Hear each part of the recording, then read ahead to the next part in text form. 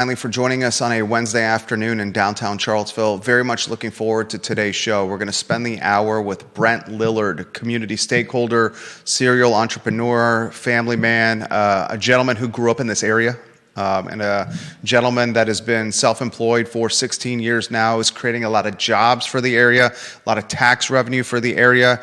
He's got skin in the game on a number of different levels in Charlottesville, Albemarle, and Central Virginia, and we'll talk about that on the show today. The news that I find most startling, and every day I wake up and I find news to be startling. I mean, it seems to be more and more this Pandora's box of what the hell is going on around here has just absolutely opened. But from a local level, 28 minutes ago, Charlottesville City Hall released a press release, sent a press release out to some of us. And in that press release, this is absolutely bananas. I cannot believe I'm even saying this. Charlottesville government is now going to make the homeless encampment by Free Bridge on the Rivanna Trail and the Rivanna River more comfortable for the houseless population by providing janitorial services, porta potties and bathrooms, dirty needle disposal containers, and other outreach services on taxpayer dime. This is our money that's being used to fund this outreach. This is legitimately Seattle, Portland, and the stuff you see on television that's going on in San Francisco. And now it's happening on what I always thought was an incredible amenity for our community, the Rivanna Trail and the Rivanna River. I want to talk about that with Brent Lillard today. We're going to characterize the Charlottesville political and business climate, the vulnerability of it, the upside as well, potentially. We'll talk Erika Kirk at Western Albemarle High School. We'll talk Erika Kirk in general. The Albemarle County School Board changing the rules on Albemarle County students. We will talk the war in Iran today, surging gas prices, the labor market, the impact of artificial intelligence, redistricting in the Commonwealth of Virginia. Goodness gracious, grab your iced coffee, your lunch, and sit back for the hour, because Brent Lillard has a lot of opinions and a lot of commentary on a lot of stuff. He is textbook perfect for a talk show. I sincerely mean that. Judah Wickhauer is behind the camera. We'll highlight one of the partners that make the program possible. Stanley Martin Holmes is a home builder and a developer that is doing some pretty significant stuff locally with condominiums and townhomes and single-family detached houses. They're bringing thousands of homes to market in Greene County, right on the Albemarle line. They have had positive impacts in the Glenmore neighborhood, down 5th Street Extended, Avon Extended, so many different pockets in Central Virginia. It's a trusted name in home development and home building, and it's Stanley Martin Holmes. If we can go to the studio camera, Judah, and then a 2-shot, make sure we have a 3-shot lined up. Judah, you're a compelling voice locally, and I want to weave your commentary into the show as well. Brent Lillard, without further ado, first, I'm extremely grateful for you joining us again. Well, thanks for having me. It's my pleasure. Why don't we start just with an introduction of you first, and then we'll get to the nitty-gritty. Introduce yourself to the viewers and listeners. Sure. Yeah, I'm Brent. I grew up in Madison County, and obviously close enough to Charlottesville. I consider this home. Went to George Mason up in Northern Virginia, and came back here in 2010 to start GovSmart. So, and I co-own Gracie Charlottesville as well, the Jiu-Jitsu Academy. He is a family man. He's got 2 boys, got a wife, grew up in the area, serial entrepreneur, community stakeholder. All right, the news that just broke, the Free Bridge encampment. This is absolutely bananas to me. I'll give you the bullet points, which you already read, the viewers and listeners. They're basically making the homeless encampment more comfortable. Mm-hmm. Bathrooms, dirty needle, syringe, disposal containers, janitorial services, and other maintenance and outreach at the Free Bridge homeless encampment that everyone sees when they're on that side of town. Where do you want to start with this? Yeah, I generally don't believe in propping up unsustainable behavior. That's the real issue with it. I'm a big believer in safety nets for the disabled, whether it's mentally or physically disabled, and even temporary safety nets for people who become unemployed, just down their luck very temporarily. What I don't believe in is the long-term sustainment of these things. I don't think it is sustainable. I think that long-term it's going to be a disaster. So hearing things like them putting out the the heroin needle depositories or whatever, that's just really sketchy. It's amazing to have, a government that both, outlaws and prosecutes people for something, but then enables it and incentivizes it at the same time. It's pretty two-sided, in my opinion. So I think that's a terrible idea. I, would have loved to be able to hike the Rivanna Trail and go in that area with my kids. No way in the world that I would ever bring my, 4 and 6-year-old boys down there, or my wife. Certainly, even with me, and I'm a trained martial artist, I still feel like it's super sketchy and just not a good look for Charlottesville. You can see it when you drive by. I've been seeing a lot of comments from people from the community, people that have left the community and come back and are really shocked to see it. It's just a black eye on Charlottesville, and I think it perfectly complements the problem that we have at every street corner, where you have the same people over and over again that look perfectly capable of getting jobs and doing work like the rest of us, but they insist on standing there. And I used to be one to give them money, but then I saw the same people, and then just kind of came to a realization that that's probably not the best thing. I've tried hiring some of them. I actually did hire one right from the street corner, picked him up in my car, and drove him around, bought him groceries, and then hired him at GovSmart to attempt to kind of rehabilitate. And that particular case actually worked well. He ended up getting another job. That was the whole goal, is to kind of incubate him into getting the job that he wanted. It worked out, but it's I think that's where we need to have more programs, rehabilitating people into the workplace and really helping people stand on their own 2 feet instead of propping up an unsustainable system. Judah is showing photos on screen of the Free Bridge homeless encampment. I'm going to offer some commentary, and then anywhere you want to go, Brent. 3 guys here at the bar, or the coffee shop, or the barber shop, just talking about stuff. Sure. I used to live in Glenmore. We would take, when driving to this office building, we would come down Pantops, down Free Bridge, hang a left on High Street, and come to downtown Charlottesville. That homeless encampment is incredibly visible by thousands of people as they enter. I guess that would be the eastern gateway of the city of Charlottesville. Right. There's the perception, and in today's world, perception is reality. There's taxpayer resources that will provide janitorial services, heroin needle cleanup services, bathroom services, and other upkeep and maintenance services for this homeless encampment. There is the politics of this, where business owners are screaming, this is impacting our bottom lines.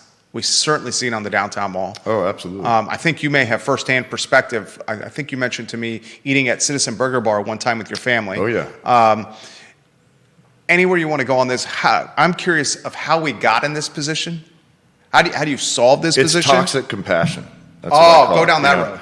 So it's basically, I think that it all comes on the surface with good intentions. I think it's obviously you want to be compassionate for everyone. Obviously, someone who's homeless, they have a whole set of circumstances, from maybe genetics or something going on physically to just life circumstances, that could lead them down that path. And coming from, a place of, everything has been great in my life. I've been very lucky. Had two parents that are still together today, and everything's gone great for me. So it's hard for me to sit from my high horse and say, these people shouldn't be in that circumstance. But I do see from a policy and government perspective that you don't want to add on more by incentivizing that type of behavior. And I think that that's what they've done. They've allowed them to do, basically what would be illegal for anyone else. If I were to stand on that street corner and leave all my trash, at the corner of Hydraulic and 250, or all the other places, there's so many of them. If I were to leave all my trash there, I would go, I would have a huge fine, maybe jail. I don't know how that works, but I'm sure that I wouldn't get away with it. But with these people, they've kind of enabled this whole culture. It incentivizes more people to live like that and go down that path. We obviously have the homeless shelters and things like that, but a lot of the people that are living in these tent communities, they can't get into those homeless shelters because they've either caused problems, or they might have drug problems or something like that, where they're not letting them in. So I just think it's more from a perspective of how do we fix this. The first thing is to take away the big pile of crap that the flies are laying on, basically, like it's incentive, and you just can't do that. So I think there could be much better ways. We support the ID program, for example, with the Haven, which is helping anyone to get their driver's license, Social Security card, birth certificate, whatever they need for gainful employment. We've financed that for many years. And, I think that all charity and all activities that the government does, especially with community taxpayer dollars, I think it should be very, very focused on helping people help themselves.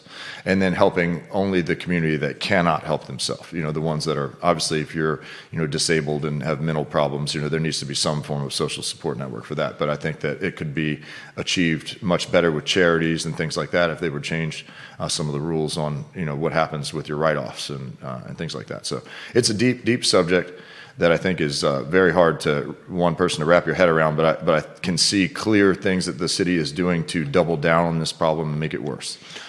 Janice Boyce Trevelyan's watching the program. Carlos Abenes Franco is watching the program. Jeremy Wilson in Eastern Tennessee. Barbara Becker-Tilley. Spencer Pushart of Buckingham County. Vanessa Parkhill of Earlysville. We have folks in West Virginia, Southwestern Virginia, North Carolina, Tennessee, Georgia, North Carolina, Pennsylvania, New York, and right now Nevada on the show. Viewers and listeners, put your comments in the feed, and I will relay them live on air to Brent Lillard. I'm floored. I'm flabbergasted. Would you share the story of what happened with you while eating on the downtown mall? Yeah, I was on the downtown mall eating at Citizen Burger with my wife and kids and my parents. And some man comes up screaming. He had some run-in with the manager, I guess, at Citizen Burger, and he was screaming a bunch of profanity and just being really out of control. And it went on for the longest time, and I'm sitting there, thinking, maybe I'm the guy that needs to stand up and do something about this, but I bit my tongue for as long as I could. And eventually I stood up and just started walking towards the guy and told him he needed to get out of there. And as I was walking towards him, a police officer came up and told me to sit down and, go away, basically, because he thought that was going to cause a problem with that. And then he ended up walking the homeless man down the mall and leaving him about a block down the mall, where he continued to yell and scream and do all kinds of crazy stuff. That was sad to watch. But then after I did that, I guess one of the managers at Citizen Burger came out and gave me a piece of pie or cake. I think it was a big piece of cake. One of the waitresses came up to me and said, "Thanks so much." Because when I stood up and walked towards him is when it all stopped. But it's definitely frustrating to see it happen and be really supported. And I'm a huge proponent of the CVille police. I think they're great. They do a wonderful job, and they're just every one of them that I've met has been a stand-up person.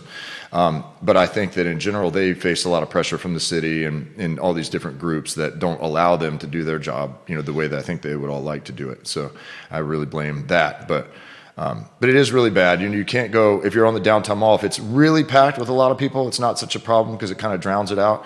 But if you go down there when it's not a lot of people, it can be, 15, homeless people, and maybe 3 of them are a problem. The rest of them are all super nice, and I'll bring my dog down there and talk to all of them. They're all great, but as far as, allowing them to store their stuff there and basically have encampments and just, constantly, be in everyone's face. I think they need to be really hard on the ones that are saying things they're not supposed to say, being aggressive to people. As the clapping man that goes down the downtown mall, I've seen so many actions of him, screaming at, 12-year-old girls at the top of his lungs, scaring them half to death. It's not only dangerous, it's just foolish for the business community and for, anyone that wants to go down there and enjoy it. It really ruins the downtown mall. For the viewers and listeners that are just tuning in, the news broke at about 12:10 p.m. that City Council and City Hall have approved that taxpayer resources, taxpayer money, will be allocated to the homeless encampment on the Rivanna Trail by the Rivanna River under Free Bridge.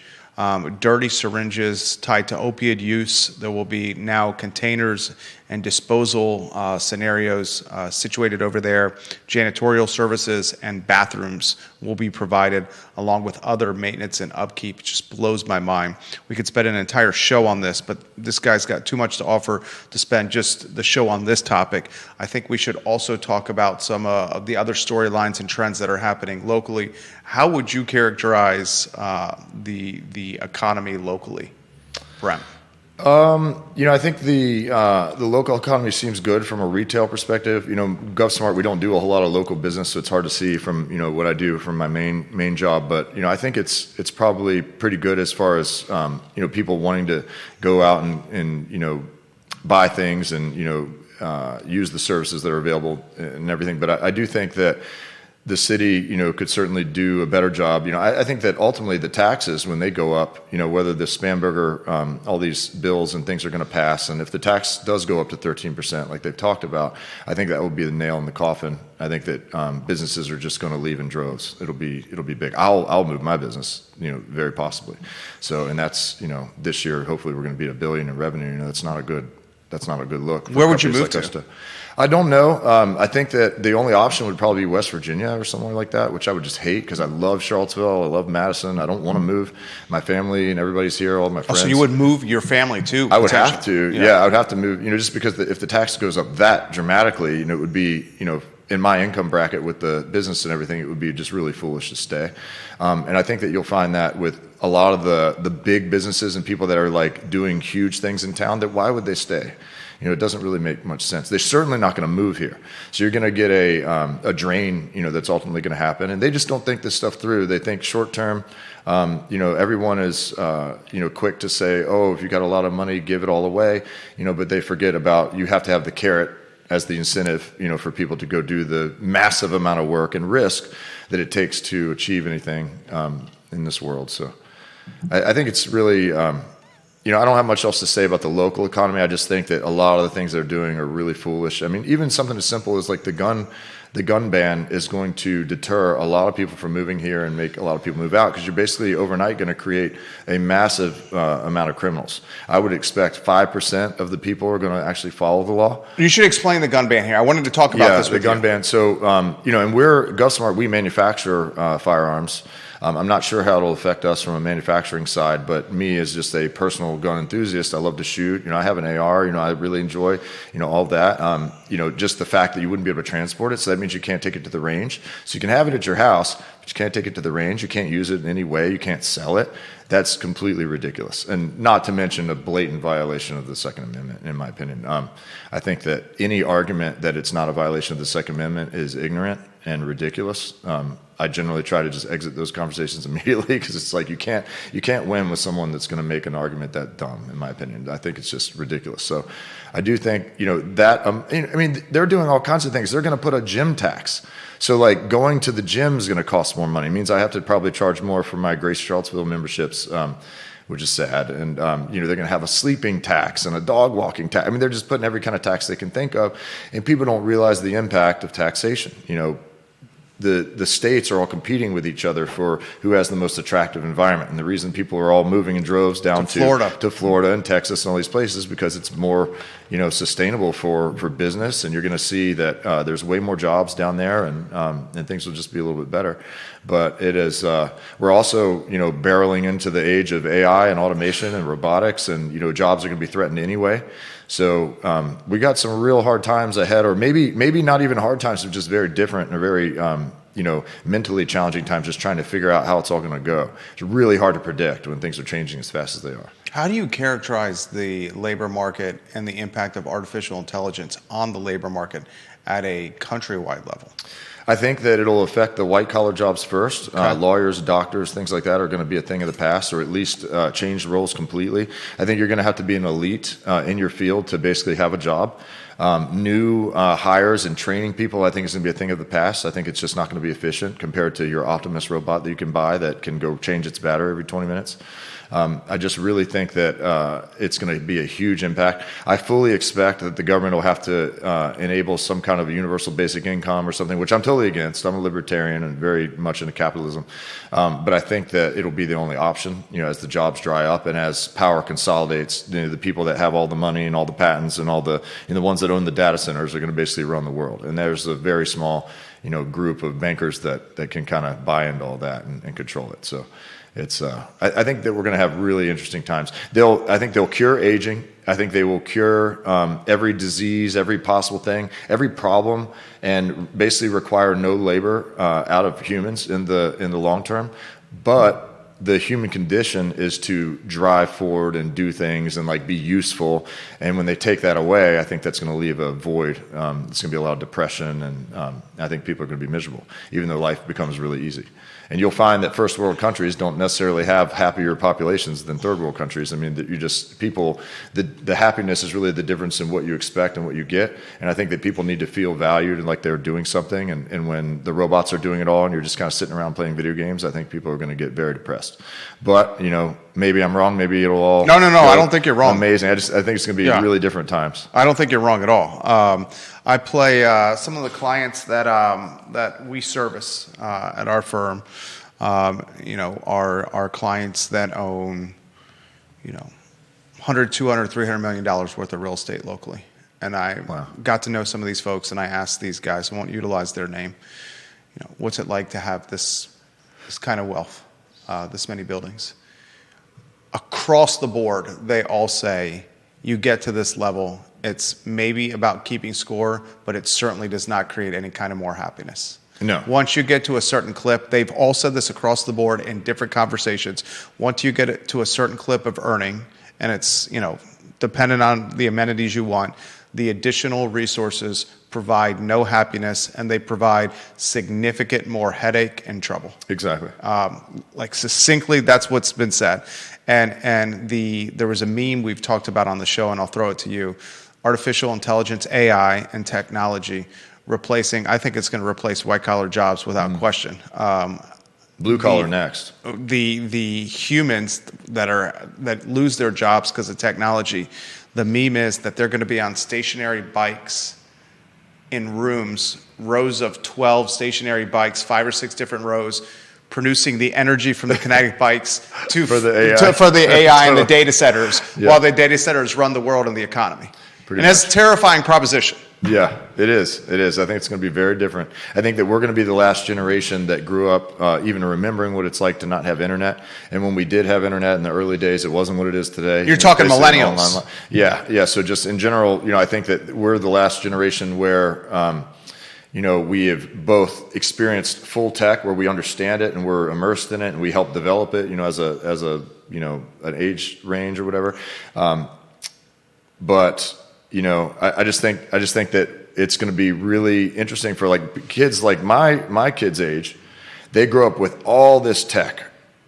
ChatGPT, from the time they can remember, they can ask it any question and get a really thorough answer. That's a totally different era, and I'm going to be curious what effects it has on the brain, the self-worth, all this stuff, but it'll also probably lead to really interesting things. I'm sure they're all going to be, super intelligent, to an extent, because they're going to have access to so much more information that we've ever had faster. So the brains will adapt. I'm sure it'll do real well with that. But I do see personalities changing. I think people are going to become more and more recluse and unable to talk to people. It's going to basically, be an autism, pandemic. I think that some of that might be evolution to the conditions, because if you look, a lot of the autistic kids are extremely good with technology, extremely fast. Yeah. And they're really almost evolved for what we do today, like the way that tech works today.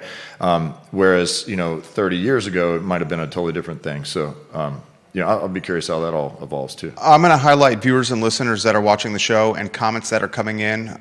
Props to you on a number of different pages. I'm going to ask you this question after highlighting the viewers and listeners. What is the rule that your family has, your household, with your 2 boys? We have a 3-year-old and a 7-year-old. You have a 4-year-old and a 6-year-old. Mm-hmm. I'm curious of what your wife and your rule is with screen time and technology. That's a great question. Damien Underwood. I spent many years helping homeless and spending time in their camps. Being homeless myself as a child, this is something I can get behind. Helping others help themselves is the right path forward. Yeah. Heather Michelle is watching the program. Brent, you're a great human. Very inspiring episode today. Jonathan Martins watching the program. Marina Sandler. Eileen Smith. We have 7 different states watching the program right now. Love all these people. Wish I could give a little pitch about each one of them. Handsome Hank Martin is watching the program. He's got a comment that I'm going to relay. Jerry, if one were to summarize the Charlottesville business and political environment succinctly, it's this. Charlottesville is a progressive university town with a culturally influential but economically constrained city government surrounded by a rapidly growing suburban county that captures much of the region's business expansion. Its economy is anchored by tourism, higher education, healthcare, and emerging life sciences, but it faces persistent tensions between growth and preservation, activism and economic competitiveness, planning ambitions, and market realities. Handsome Hank Martin, we appreciate that comment right there. What is the screen time policy in the Lillard house with your two boys? I've heard Gary Vee say, let your kids use the screens because the kids that can use the technology will have a leg up come their time in the workforce. Then I've heard the C-suite and these major tech companies like Zuckerberg's kids, they don't let their kids use the apps at all. Right. Like literally don't let them use Facebook or Instagram at all. Right. Because they understand the collateral damage associated with social media time. Social media versus screen time, two very different things. 100%. It's a different level. But yeah, so our rule, we don't do any screen time during the week unless it's Mario Kart with daddy. Okay. So that's the rule. So if it's Mario Kart with mommy and daddy and we're playing all together as a family, and that's for very short bursts of time, 15 minutes, 20 minutes at a time, then that's okay. But in general, we don't let them hang out on their iPads. Both of my boys are obsessed with the iPad and the video games and the YouTube and everything that they can get their hands on. And so right now, my oldest is playing the Link, on the Switch and Donkey Kong and all these things, and he will just sit. I'll walk in at after work if they are able to play it for some reason. If I were to walk in, they just don't even acknowledge that I'm home. They're so glued to that thing, and so we have to be like, okay, drop it, put all that ends now.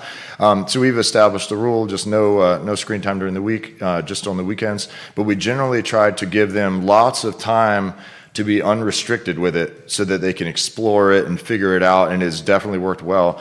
And I have a story from my childhood. I grew up with a father who was very business savvy, very motivated, woke up early, worked his butt off his whole life, grew up in an area where it was like, he had to wake up early and pick apples and peaches and sell them on the side of the road. So he, money came hard for him, and just very disciplined guy. And so he had a serious problem when computers came out. I was working at a computer store from when I was real young, and I was a huge computer gamer. And I would just basically do nothing but sit on that computer. I didn't talk to girls as much as I wanted to. I was too scared of them. And I would just sit on that damn thing for 15 hours a day. It was brutal. And he eventually had enough of it and established rules like you can't do this anymore. And he made all these restrictions. And this is, of course, later in life when I was in my teenage years. But he did restrict it. But then I fought that so hard. He wanted me to play a lot less of it. And we found a happy medium where it was like, okay, a reasonable amount of screen time. But I'm really glad that he allowed me to keep going with it to a certain extent, because that led to my IT career. All my tech businesses and things like that have been highly influenced by the ability to do computers at a young age. So I'm a big believer in screen time. I just think that it has to be super restricted. You can't have kids that don't receive dopamine from anything but that. You have to combine it with everything else. So we do, of course, I own Grace of Charlottesville, or co-own Grace of Charlottesville, so we do wrestling, Muay Thai, and then my favorite of all, jiu-jitsu. And then we have, they do lacrosse and swimming and go-karting and snowboarding, just everything we can do with them. We're constantly throwing stuff at them, just getting them rollerblades right now. Go-karting and racing is a big thing. I don't know if I said that, but we try to give them so much to do that is outside of screen time to make sure that they're well-rounded kids. I want them to go outside and play a lot. I think it's really, really important to have a balance. But I think taking it away altogether is not necessarily the best move for, if you want kids that are tech savvy in a tech world. Comments are coming in extremely quickly. I want to highlight Katie Mullins and her listing on 919 Druid Avenue. She has an open house. She's a partner of the show. Open house this Saturday at 10 a.m. 919 Druid Avenue is in Belmont. $699,000 asking price. 4 bedrooms, 3.5 bathrooms with a basement walkout apartment that's income producing. Folks, it's a fantastic opportunity on the real estate market at 919 Druid Avenue. Comments are coming in faster than I can keep up. On LinkedIn, John Blair says, in this calendar year alone, the following individuals have moved to Florida due to taxes.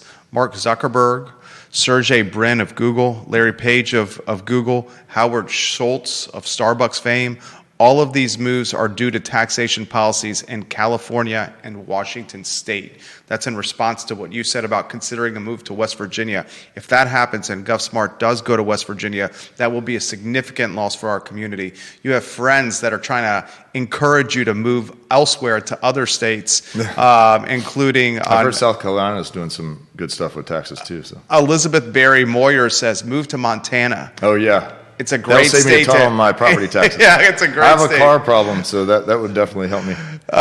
This is from Vanessa Parco, who's watching in Earlysville, and she's fascinated by the interview, and she wants your take on where AI leads. She says sci-fi books and movies have given us some hints, The Matrix, Terminator, for example, other books she's referencing, but please ask Brent where he thinks artificial intelligence will eventually be the end game. Yeah, I think we're approaching the singularity. I think that it's going to be happening so fast that we can't keep up with it. I think the changes will happen faster than anyone can keep up with. But I do see when I was a kid, Terminator seemed so ridiculous, so way off in the future. That could never happen. But now you're seeing it's almost worse than that. I feel like it's the automation of the entire system is pretty incredible. If it's weaponized. So I do see that, and I see also the Matrix being possible. They're actually, I've heard some things that, I don't know what's true and what's not, but I've heard some things that's actually one storyline that the same original author created Terminator and then The Matrix as like one continuous story. But I do see that being possible because I think that just already you're seeing people immerse into the VR world. The VR is getting more and more advanced. We were just over at Luna Labs the other day. They're working on some really cool stuff that's going to kind of bridge the gap between, what seems like virtual reality and what seems like reality. It's really blending, and eventually you're going to put on your headset and you're going to be, it's going to be manipulating everything from your inner ear to your, feel. You're going to get haptics of all kinds, and then the graphics are going to get better and better. Eventually, it'll probably tie into your own brain and start to manipulate your brain waves to make you have experiences. So I do think that that's ultimately going to lead to a matrix environment where people they check into their pod or whatever, and they choose ignorant bliss, basically like, retreat into your sensory deprivation tank and enter this whole immersive experience of bliss and life being amazing. I don't see that humans will avoid that long term. As sad as it is, it's really, really sad because I think that, there's all these different philosophies from religion to science and deciding like what we are and like why we're here and stuff. But I do, as I've gotten older, I've really gotten the sense of feeling that we're here to play the game of life. We're here to experience it, to do it. And if we make it all up and make it all virtual, I think that's ultimately your brain's going to subconsciously know that you're not really having a value and that there's nothing really, no point to it. So I think that depression is going to be a real problem in the future. But I do see all work ending, as far as like any need to survive. The question will be, how do the hierarchy systems work? Because like right now, how much you make and like, it can kind of like filter into like where you fit in the hierarchy. Do you have power? Do you have like relationships with people? It's obviously easier if you have money and influence. And so I'll be curious when everyone's on the same level playing field and we all grow up, from the machines, what rules change and how that all goes. I have no idea. I don't think it's going to be great. It's definitely worrisome. I wish that I could just go back in time and I want my 100%. Kids to be able to relive exactly the way I did. I had a great experience from like no technology to lots of technology. I loved that whole growth rate. But at a certain point, you're not going to be able to get your head around it and really understand what's happening. It's just going to be all above us. So, I don't really know where it'll lead, but I think it'll lead somewhere very fast. I think we're going to, on point per usual, I think we're going to be in a world, folks, where very soon, where men and women are going to choose to marry or partner for life with artificial intelligence as opposed to like actual humans. And the rationale will be that they can create the air quotes perfect partner. And the perfect partner can be physical, mental, emotional, spiritual. And they will rationalize humans, Homo sapiens, that they cannot find the perfect partner themselves because no one is perfect. That's what makes love special, is because you overcome trials and tribulations as a team together. But the rationale will be, I won't have any trials to overcome. It will be nothing but bliss. So they'll choose the AI partner as opposed to the human being partner. That's a terrifying proposition. Barbara Becker-Tilley watching the program. Brent Lillard, she says, thank you for helping to provide a clear, practical understanding of business and economic growth. In Charlottesville, many people view these issues from an idealistic perspective, but your insights highlight the realities of how businesses actually operate and what they need in order to grow. Jeremy Wilson is watching in Eastern Tennessee, and he suggests that you bring your firm to Tennessee, the eastern side of it, because of the tax advantages and the economic upside there. Other people are continuing to lobby for GovSmart to move to their respective states. I love what's happening here. Susan Bailey Shimp, welcome to the broadcast. You have a boatload of elected officials. We're going to get to that, the elected officials here in a matter of moments. I'll throw this to you here. We'll segue into a global headline that's undoubtedly impacting us here in Charlottesville. The global headline is this war in Iran. I posted a couple of nights ago that I saw very little to gain and a boatload to lose from this war in Iran on my social media. And I was surprised to see the response. The response was fairly even on both sides. People in agreement saying that the war in Iran was a lot to lose, very little to gain.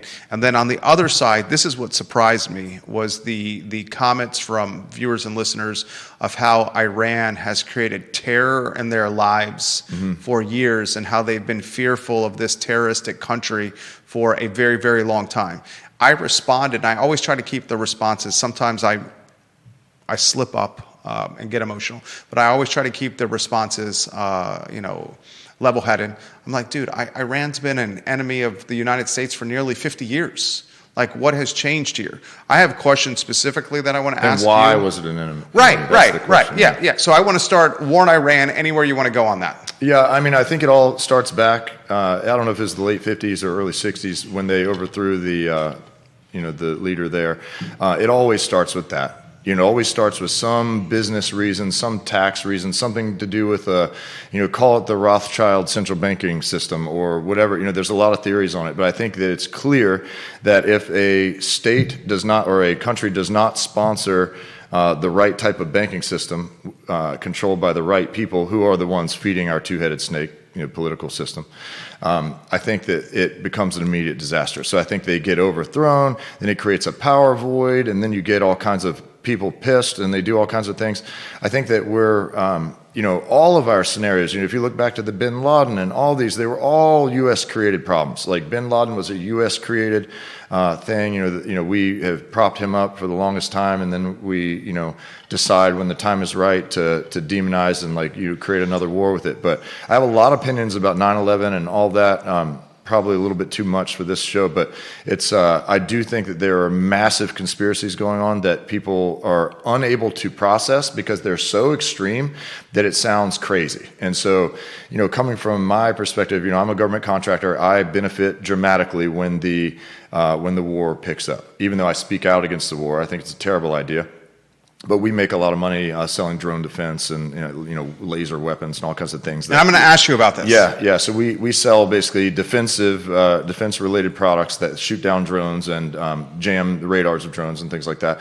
It can be very, very profitable. And I'm of a company. If we're very lucky, this year I'm really hoping this year or in the next few years to hit to $1 billion in annual sales.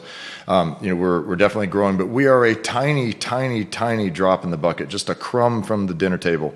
When you talk about like the Lockheed Martins, Northrop Grummans, the Raytheons of the world that are much larger, have much more to gain and lose, and so they, lobby and they control a lot about what's going on. So it makes logical sense. I've been able to make small changes or even major changes in our IT sector, for law and things like that by using lobbyists and going and speaking to Congress. And I've learned how malleable the system is. You can make changes. You can actually go in and do things with very little money. And if you have billions of dollars, you can basically own the whole thing. I mean, you can do whatever you want. So it's very complex, but I think that there's a lot of special interests that keep it all going. And I'm on the side where I benefit from that, but politically, I totally disagree with it all. Daniel Kaufman watching the program, the owner of Public Fish and Oyster and Black Cow Chop House. John Shabe, the doctor, watching the program. He's the owner of Pro Renata Brewery. Albert Graves watching the program. Don Gathers, the activist, watching the program. Ty Cooper watching the program. A lot of the Charlottesville Police Department watching the program. Matt Neese, Andre Xavier, just to name a few. Okay, this is a very straightforward question here. This is the stuff that I think about at night. The kids are asleep, my wife's asleep. I go to bed way later than everybody else in my house. And I'm just constantly thinking about stuff. I'm reading stuff on social media, whatever it is. What is the primary motive or driver of the war in Iran for the United States? I think banking interests. I think the U.S. dollar, the world reserve currency, we have to prop that up. They violated the Bretton Woods Agreement many years ago and went off of the gold standard, which was the whole reason that we had the world reserve currency established with the United States. I think that all wars have been a result of that. I think that there are very, very powerful banking interests that rely on debt, and you're always going to get debt. You're not going to get a balanced budget because that doesn't benefit the people feeding the snake that runs the country, in my opinion. So it's all very, very complex, but I think it is pure money, oil interests, competing interests with China and Russia.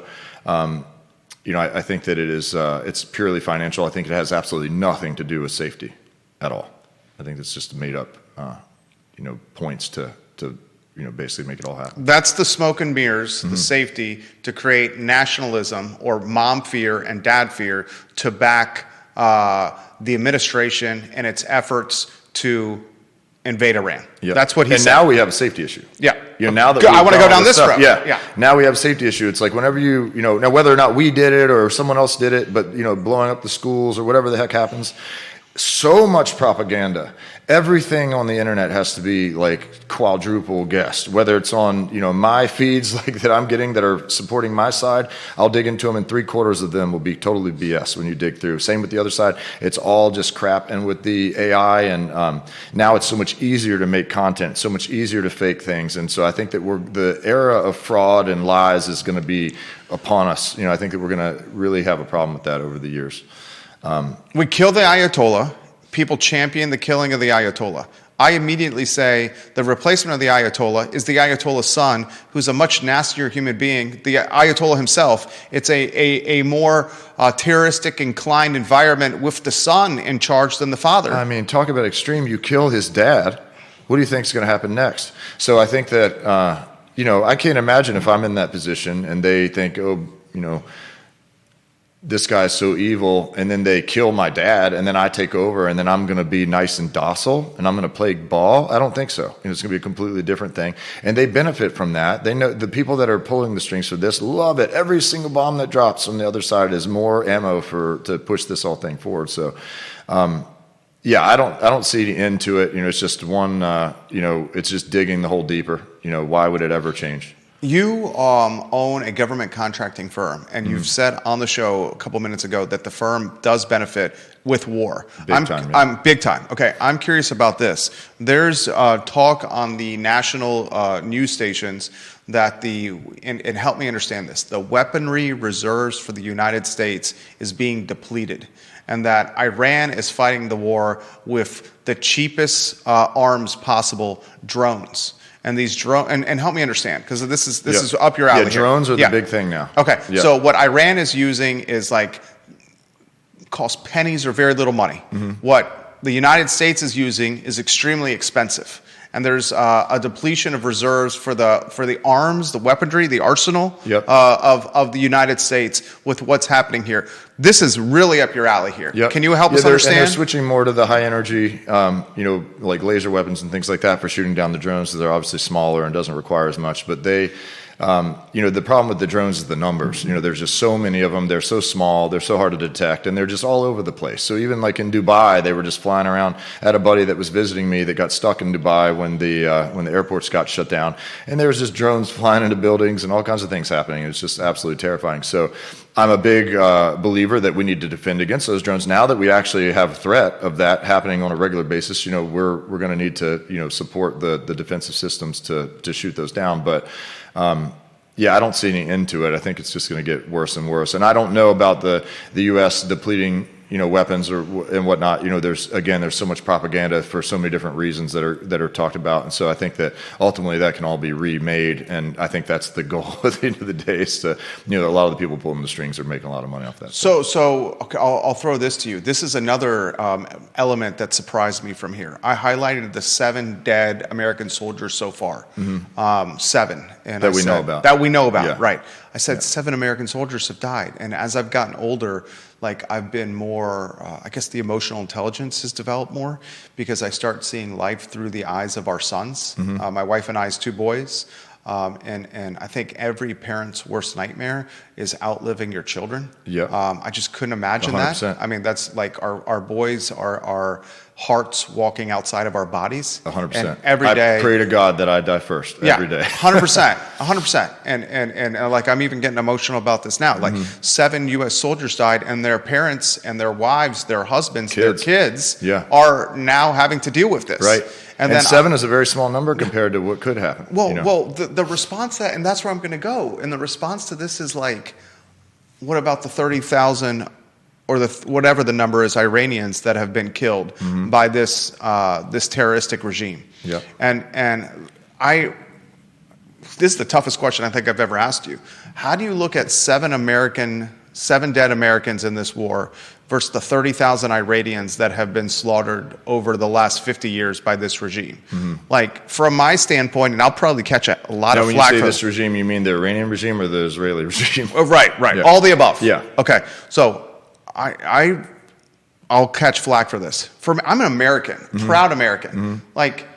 It's about Americans first. Certainly our taxpayer dollars. Even if it's 7. Our taxpayer dollars should be spent on America first. Yeah, 100%. the fact that the number 7 is being marginalized is just terrifying to me. I'm like, we should be about these Americans, these 7 Americans, and everyone's like, oh, but there's these 30,000 folks that have been slaughtered. I'm like, we're Americans here. Yeah. Where do you want to go with this? How do you look at it? Yeah, I'm not an expert on the Iranian politics and who's been slaughtered and why and what's been going on. It could go 100 different ways, but to me, it's just more about where our tax dollars should be spent. Does Congress support this? Do the actual voting base support this? And the answer, I think, is overwhelmingly no. I think that if it were to go for a vote in Congress, even though Congress is owned by certain organizations that highly benefit from all of this, I think even then it would be hard for it to pass. I think it's much easier when you can do it with an executive order and claim, whatever War Powers Act. And this has been going on for years. It's not like Trump's the first person to do it. This was going on with the Democrats too. So I think that in general, we've established that the politicians can play the game at great flexibility. Without it being hammered down to these are the laws, this is the way our country works. If we're going to, do a massive bombing operation in another country, maybe we should consider that war and follow the Constitution and make sure that we do it the right way. But I think that ship has totally sailed, and I'd be, curious if they can ever get the cat back in the bag. Comments are coming in extremely quickly. Philip Dow watching the program right now. Mark Hunt watching the program. Viewers and listeners, I'm going to respond to your comments or offer your comments to Brent in 2 minutes on the show here. Gas prices. Let's localize this to Charlottesville. A couple of Fridays ago, it was $2.79 at the Tiger Fuel on Ivy Road as I'm heading into town.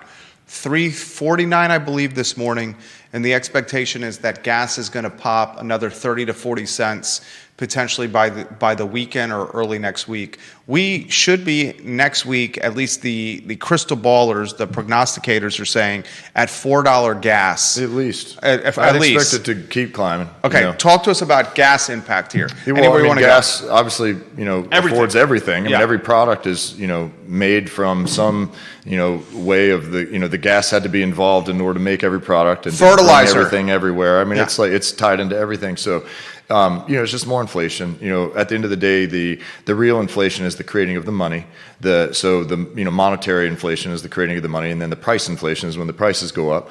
Generally, politicians only talk about price inflation, and then they manipulate the price inflation with the indexes and things that they just start changing the rules basically to make it appear like there's less inflation than there is.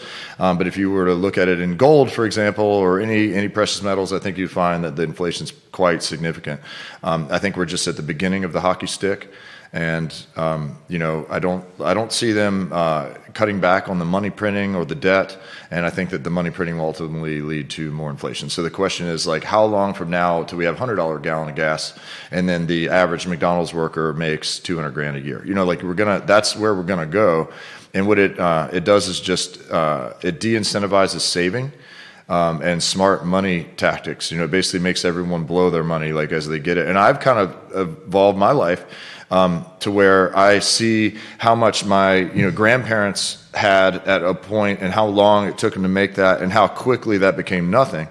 And so that makes me go buy the Porsche. When I see it, and honestly, like some of my buying habits with cars and things have worked out really well. I'm turning around 2 years later and selling the cars for more than they're worth because inflation's propping up. So having the money in the bank is a terrible idea. The stock market's very manipulated. You can't have any luck with that unless you just get lucky. I mean, it's purely a luck game. It's not. You can't really be smarter than the computers that are making trillions of decisions every second. It's really, really, especially with AI and and all of that. I think it's just a very, very tilted system that you get certain people that know how to play the game and do really well, and then there's the rest of us that don't figure it out. So I don't see anything good happening with the cost of gasoline or the cost of everything. I think the housing. You and I were talking about the housing the other day.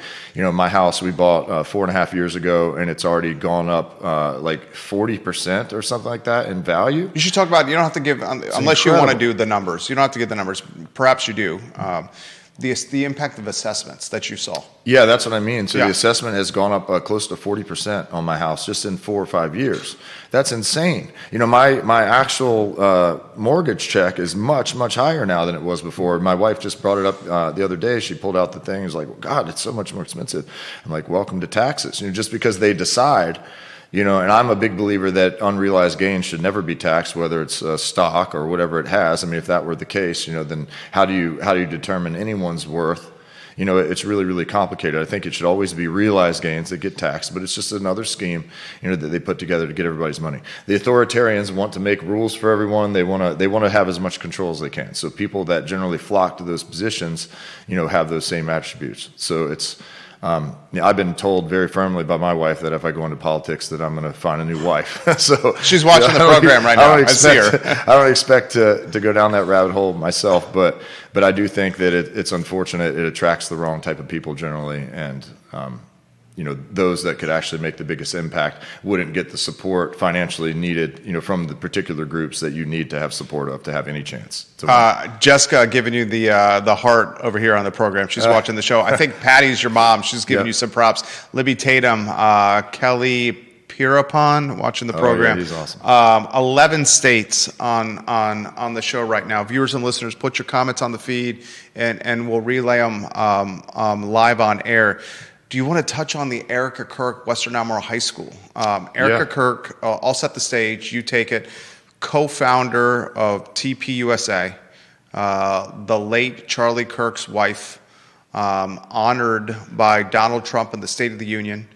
I said on the show late last week that the most, divisive person, either noteworthy or what was the opposite of noteworthy that we determined? Oh man, give me a second to think about Either it. most noteworthy or whatever the opposite of the most noteworthy is in the world today besides Donald Trump, or excuse me, in the United States today. Infamous. Either the most noteworthy or infamous person in the United States today besides Donald Trump, I think, is probably Erika Kirk. She's certainly up there. Up there. If you think of one that's more curious, I trust your opinion. Erika Kirk is scheduled to speak at Western Albemarle High School on April 2nd. The TPUSA student chapter at Western Albemarle High School in Crozet is the largest chapter in the entire country.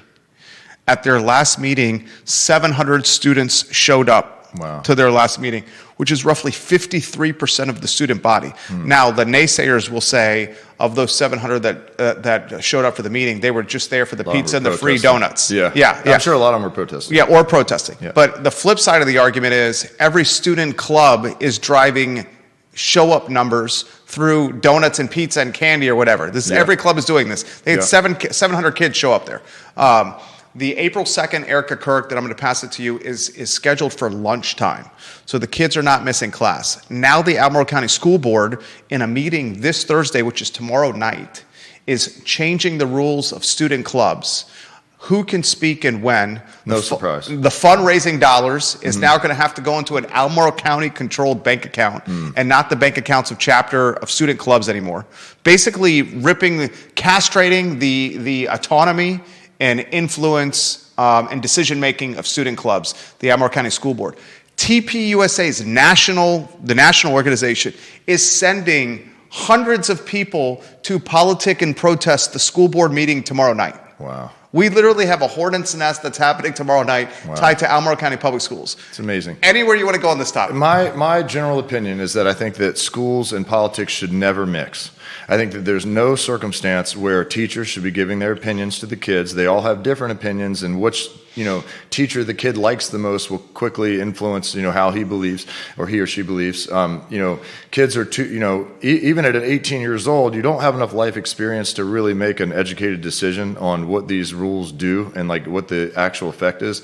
So I think that the kids are being used as like cannon fodder for the people that want to get something done. And I think the kids truly believe that they're involved in these things and that they're really helping, but they don't realize the manipulation that's happening. That they're political pawns. They're political pawns. Yeah. And I think that no matter what side you're on, I have a lot of opinions about the Turning Point USA and where that has gone after the death of Charlie. I was a big fan of Charlie, even though I disagreed with a lot of what he said. I agreed with most of what he said. I disagreed with a lot as well. I think that in general, schools should avoid like the plague anything having to do with politics. All of these protests, it's all just a major distraction. And the kids love it because they get to get out of school. If I was in school back when that was going on, I'd be the most politically, 100%. I would just pick something and advocate for it so that I could get out of school. I mean, skip algebra class. Yeah, why would you want to go to algebra class when you can go protest on the street, with your buddies, and it's crazy.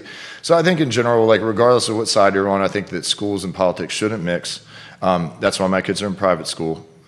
I would never send them to public school here, never. If it was my last dime to avoid public school, I would. I went to public school in Madison County, much smaller town, a lot different. A lot of the teachers I have are the same teachers my parents had. It was a great school for a very small town, but even then, it's just like the way that things have gone lately. Politics and kids didn't mix as much back then. It wasn't like we were, being used by the hordes, to make whatever happen. So I think that I'll leave it there. I think my opinion is that the schools should not have anything to do with politics. The teachers should be banned as a matter of school policy. In their employment contracts, they should not be allowed to even talk about politics, in my opinion. So that's just how I feel about it. What do you think about the changing of the rules from the school board? Totally ridiculous. Just typical. It's just like the redistricting of the voters. I think that they complain about it when it hurts them, and then they support it when it helps them. And it's just very, very disingenuous and dishonest. I think that it's really ridiculous. So if they're going to allow the students to all leave and protest what is really, at the end of the day, a lawful government organization, whether you support it or not. And there's a lot of lawful government organizations that You're talking ICE. You're talking ICE. You're talking about ICE. Like if they're allowed to protest a federal entity that's doing federal work, if they're allowed to go out and leave school for that, then they should be able to go to the Turning Point USA meeting. However, I think that all of it should be thrown out. I think that the kids should be left to learn in school, not play games with politics. They can do that on Facebook. Comments are coming in so fast here. This question's come in from, I think it's Janice Boyce Trevelyan, and she wants to know, what level of security clearance do you have? Prefer not to talk about that. Okay. Yeah, totally fair.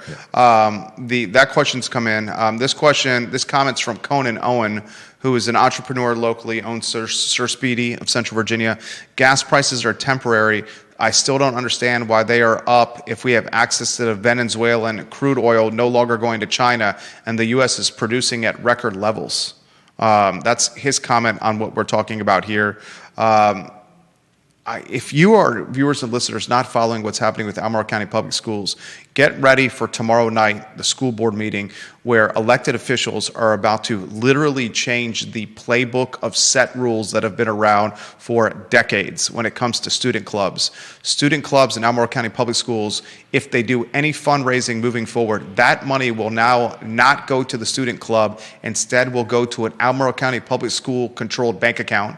The school board members and the Albemarle County administration will be able to dissolve clubs as they see fit, will be able to dictate the pace and tempo of agenda for school clubs, speakers for school clubs, limit school clubs to when they can actually meet with other kids. They will require a constitution or some kind of declaration document formed and presented to ACPS before the club is able to meet again.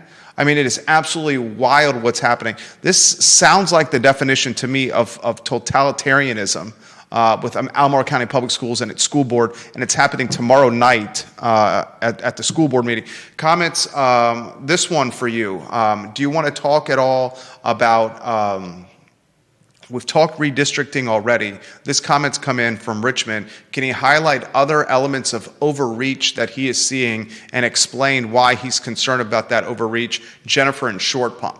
Yeah, I mean, like the school thing, what was the big, they made a rule that in order to talk about the January 6th insurrection, that it had to be spun as that. It can only be talked about in that way. I think that's really telling. They're really just trying to make sure that all liberal messages get out and all conservative messages are suppressed, and that's what I'm seeing. That's clearly happening. So I think that these systems should have no control over any of that. They certainly shouldn't be cherry picking, which projects they allow based on political affiliation. I think that's crazy. But it's clearly going that direction, and that's where we've established that as the rule now. It's not the exception, it's just the rule that everyone's going to maximize whatever the way that they can play the game, they're going to do it. I'm going to play a video here shortly to close the show. We're an hour and change in. Time is flying here. I'm having fun with Brent Lillard. The video I'm going to show is of a farm owner in Buckingham County who's speaking in the public comment portion of a recent Buckingham County, Virginia Supervisors meeting. In Buckingham County, they're pursuing data centers. I'm going to get your take on data centers, and then Judah will go to the video. In this video, I'll set the stage. There's a small farm owner that says, if you allow this data center to come to Buckingham County, then Buckingham County is basically going to eminent domain some of her land. The land is going to be directly in the middle of her farm, and it's going to be the area where the underground infrastructure for the data center is installed, or is buried. I guess buried is the better word. And then Dominion Energy is going to have an easement rights to that small tract of land that she's going to get pennies on the dollar, very little money for. Not even market value. And remember, all they're buying is a small channel of dirt in the middle of her farm. Not the actual farm, but they're giving her the value of just the small channel and not the effing collateral damage that goes with this. Right. The headache that goes with this. This is crazy what's happening here. And then this woman in 3 minutes is on the cusp of tears. She's basically said her family has bled, sweat, and cried to get to this point of owning the dirt. Right. Like basically sacrifice everything in their life to maintain this little small acreage. This is a far from wealthy person. And you'll see it here in about 2 minutes. Data centers, anywhere you want to go, Brent Lillard. Yeah, I think that data centers, that's going to be the new thing, especially for rural communities. AI is getting very big. I think it's going to be the biggest thing. This stuff will be powering our whole world. And I think that the small towns have to kind of decide, do you want to keep it out, but you're going to definitely reduce jobs and income and all these things by that. I'm not a big fan of eminent domain. I think it's kind of silly unless it's a very extreme circumstance where it has to be done. And if it does have to be done, I think they should have to give 3 to 5 times what the property's worth in order to do that, because you can't factor in sentimental value and just whatever else. The opportunity cost of getting there. It's really, it's not fair to just give it whatever it costs. That's not fair. The government has enough money to pay over rate for it, and I think that's the only thing that would be fair. But I feel really bad for this lady. What you're telling me, it sounds awful. I'd be absolutely furious if I were her. But I think that data centers are going to be a reality, whether people like it or not. I know Madison, where I'm from, is having a lot of pressure to do that, and they mitigate that, I think, by controlling water rights. And there's all these different games that people, community members and the government play to get the outcome they want. But I do think that data centers are going to be here to stay. They're going to get larger and more powerful. I think that energy is going to be the biggest market, whether it's nuclear power or something new they come up with. I think that energy is going to be the key to the whole thing. They take a ridiculous amount of energy. Also, certain computer components are very hard to come by. Like, they've bought up all the memory. In my world, we sell a lot of computers. You can't get a laptop with memory in it anymore. They're like, the cost of memory is skyrocketed because they're buying all that up. So there's just a lot that's going to change in order to support the massive infrastructure that has to come into play to support all the AI. So I think that, it's probably good for Buckingham to have the data center, I would imagine, but not good for the person that has their land taken. They should be getting a serious premium for that. Like a real premium, like 3 times what it's worth. It should be almost enough that everyone is happy when it comes to take your land. Yeah, and instead they're getting the value for a small little tunnel of land. Yeah. That's in the middle of the land. Right. That's crazy. This is and we're going to play the video. Do you have that ready to go? We'll end with that. Anything else? I sincerely appreciate you. You're extremely well read. You have opinions. You back them up with what you've read.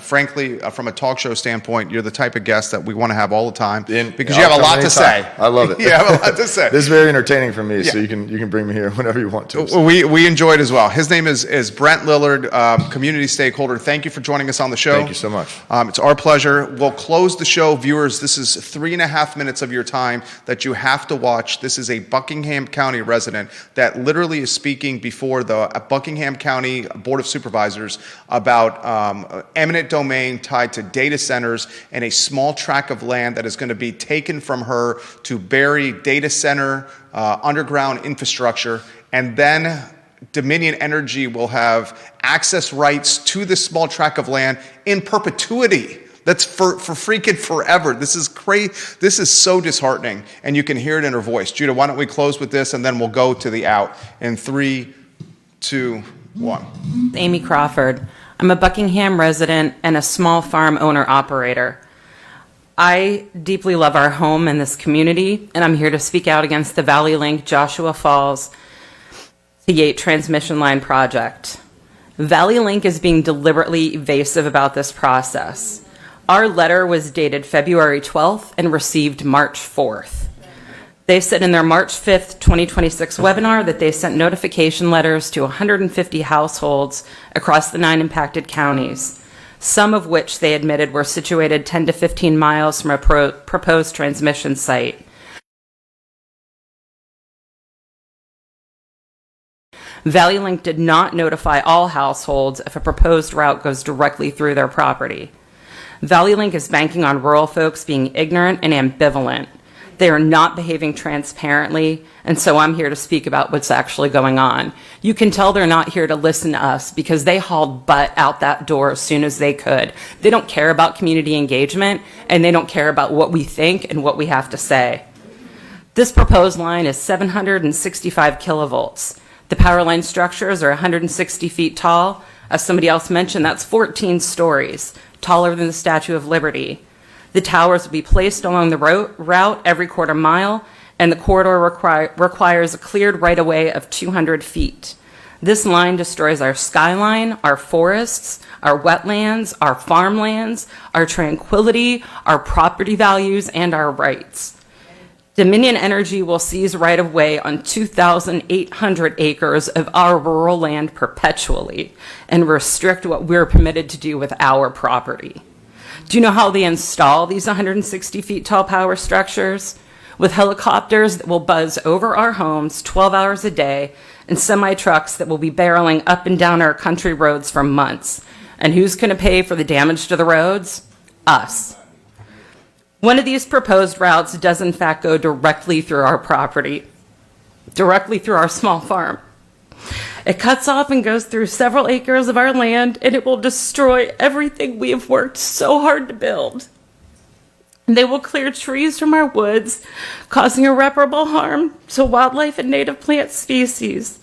Wildlife breeding grounds and feeding grounds will be destroyed, and the right-of-way clearing and maintenance will encourage invasive plant species. Right-of-way maintenance involves chemical control of vegetation that will impact our well water, our farm animals, and undo all our efforts to ensure our flower farm is chemical and pesticide-free. It will decimate our beehives. 700 kilovolts a minute will cause significant, rapid, negative impacts to beehives within 1 week. This is more than 100 times that. In fact, it's recommended that beehives not be placed within 23 miles of a 765 kilovolt line. The constant hum of the lines, electromagnetic fields, and stray voltage puts our farm Lieutenant, animals thank and you. pets. Can I just say my one last thing? This line brings zero benefit to our community. It doesn't create jobs or revenue. It doesn't improve anything for us. Dominion and Valley Link plan to rape and steal our land because they think we're stupid and not paying attention.